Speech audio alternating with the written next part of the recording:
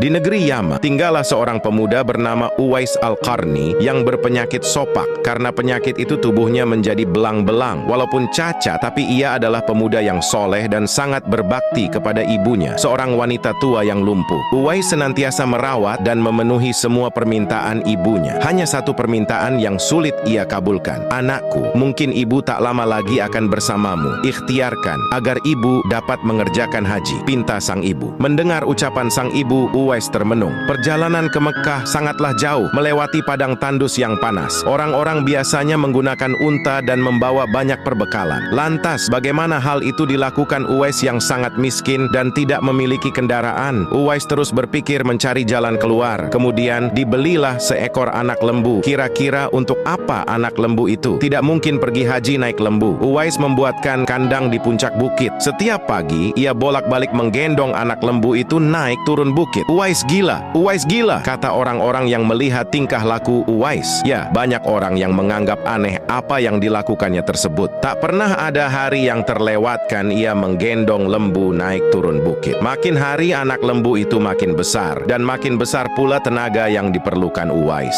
Tetapi karena latihan tiap hari, anak lembu yang membesar itu tak terasa lagi. Setelah 8 bulan berlalu, sampailah pada musim haji. Lembu Uwais telah mencapai 100 kilogram. Begitu juga otot Uwais yang makin kuat. Ia menjadi bertenaga untuk mengangkat barang. Tahukah sekarang orang-orang apa maksud Uwais menggendong lembu setiap hari? Ternyata ia sedang latihan untuk menggendong ibunya. Uwais menggendong ibunya berjalan kaki dari Yaman ke Mekah. Subhanallah, alangkah besar cinta Uwais pada ibunya itu. Ia rela menempuh perjalanan jauh dan sulit demi memenuhi keinginan ibunya. Uwais berjalan tegap menggendong ibunya wukuf di Ka'bah. Ibunya terharu dan bercucuran air mata karena telah melihat Baitullah. Di hadapan Ka'bah, ibu dan anak itu berdoa, "Ya Allah, ampuni semua dosa ibu," kata Uwais. "Bagaimana dengan dosamu?" tanya sang ibu keheranan. Uwais menjawab, "Dengan terampuninya dosa ibu, maka ibu akan masuk surga. Cukuplah ridha dari ibu yang akan membawaku ke surga." Itulah keinginan Uwais yang tulus dan penuh cinta. Allah Subhanahu wa Ta'ala pun memberikan karunia untuknya. Uwais seketika itu juga sembuh dari penyakit sopaknya. Hanya tertinggal bulatan putih di tengkuknya. Tahukah kalian apa hikmah dari bulatan disisakan di tengkuknya Uwais tersebut? Itulah tanda untuk Umar bin Khattab dan Ali bin Abi Thalib, dua sahabat Rasulullah, untuk mengenali Uwais. Beliau berdua sengaja mencari di sekitar Ka'bah karena Rasulullah Shallallahu Alaihi Wasallam berpesan, "Di zaman kamu nanti akan lahir seorang manusia yang doanya sangat makbul. Kalian berdua pergilah cari dia. Dia akan datang dari arah Yaman. Dia dibesarkan di Yaman. Sesungguhnya Allah mengharamkan atas kamu durhaka pada ibu dan menolak kewajiban dan meminta yang bukan haknya dan membunuh anak hidup-hidup. Dan Allah membenci padamu banyak bicara dan banyak bertanya. Demikian pula memboroskan harta, menghamburkan kekayaan." Hadis riwayat Bukhari dan Muslim.